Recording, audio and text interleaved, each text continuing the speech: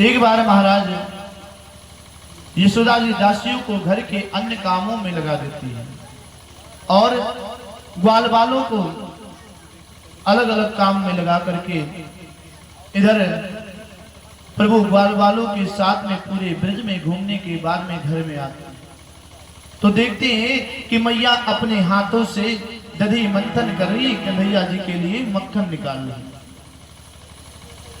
और भगवान की लीलाओं का स्मरण करके गीत गा रही है।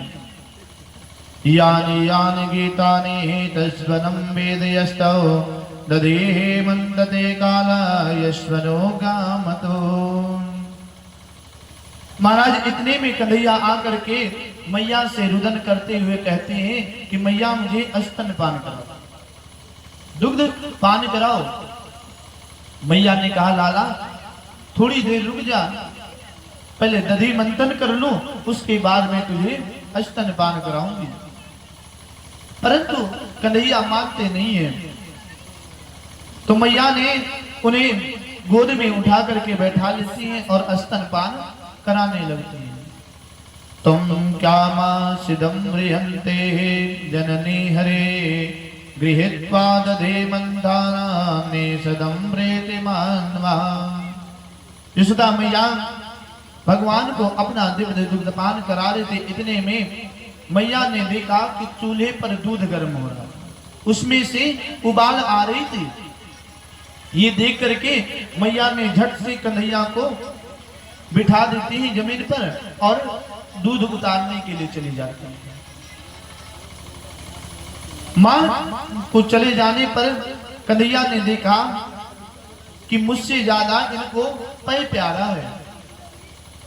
पेय अर्थात दूध, इनको दुग्ध प्यारा है। मैंने जब कहा कि मुझे दुग्ध पान करा दो तब तो इन्होंने कहा कि थोड़ी देर रुक जा, पहले दधी मंथन कर लूं।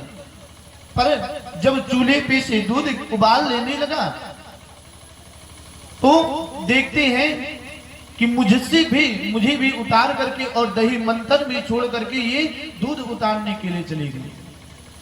ये सोच करके महाराज भगवान के ओठ कपकपाने लगते हैं, लाल लाल नेत्र हो जाते हैं और देखते हैं पास में ही एक लोढ़ा पड़ा हुआ था।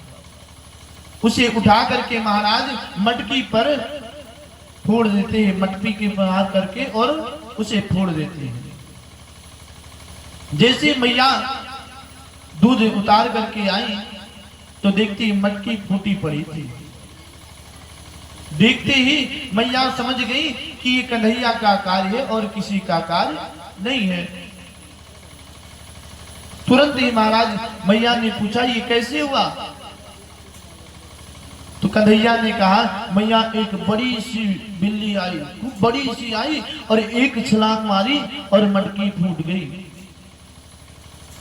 मैं डर की वजह से खड़ा हूं। मैया ने कहा कितनी बड़ी बिल्ली आई जो छीके पर कूदी और छीका सहित लेकर के मटकी फोड़ करके चली गई। कन्हैया ने कहा मैया गैयों की जैसी बड़ी सी आई बिल्ली। मैया ने कहा अब उतनी भी बड़ी बिल्ली होने लगी? कहे हाँ मैया इतनी बड़ी बिल्ली आई। मैया ने कहा कन्हैया मैं सब जानती हूं कि तू झूठ बोल रहा है। आज तक जब तक गोपियां कहती गई कि मैया कन्हैया आते हैं माखन चोरी करते हैं तब तक मैं नहीं मानती कि कन्हैया को अगर माखन नहीं खाना होता तो मेरे यहाँ ही ग्रहण करता। मैं इतना माखन दधी मांगती हूँ, किंतु आज अपने घर ही मटकी फोड़ दी। तुरंत मैया ने देखा वही एक छपकी पड़ी हुई थी महाराज पतली सी, उसी को लेकर के जैसे उठाते हैं कि कन्हैया तेज से भागते हैं। क्यों? क्योंकि मैया का मारी हुई चोट बहुत तेज लगती है। माताएं जब मारती हैं तो वो सोचते नहीं कि ये मेरा ही लाला है।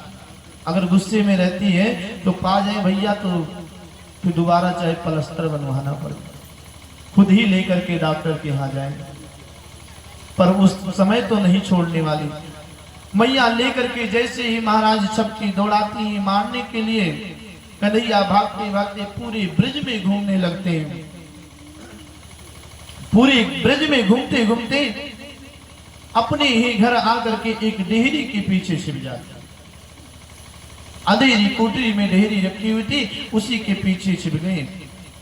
मैया वहां से पकड़ करके लाई और जैसे ही छपकी को तानती है मारने के लिए कि कन्हैया कहते मैया मारियो मत। मैया ने कहा क्यों, गलती क्यों किया, गलती किया है तो दंड भी भोगना पड़ेगा। कन्हैया ने कहा मैया दंड भोग लेंगे, पहले ये बताओ आप मुझे पकड़ कैसे पाए, आप तो कोसों दूर थी, फिर कैसे पकड़ पाए।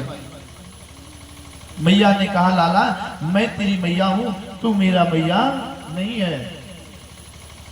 जो तेरे हर दिन बालों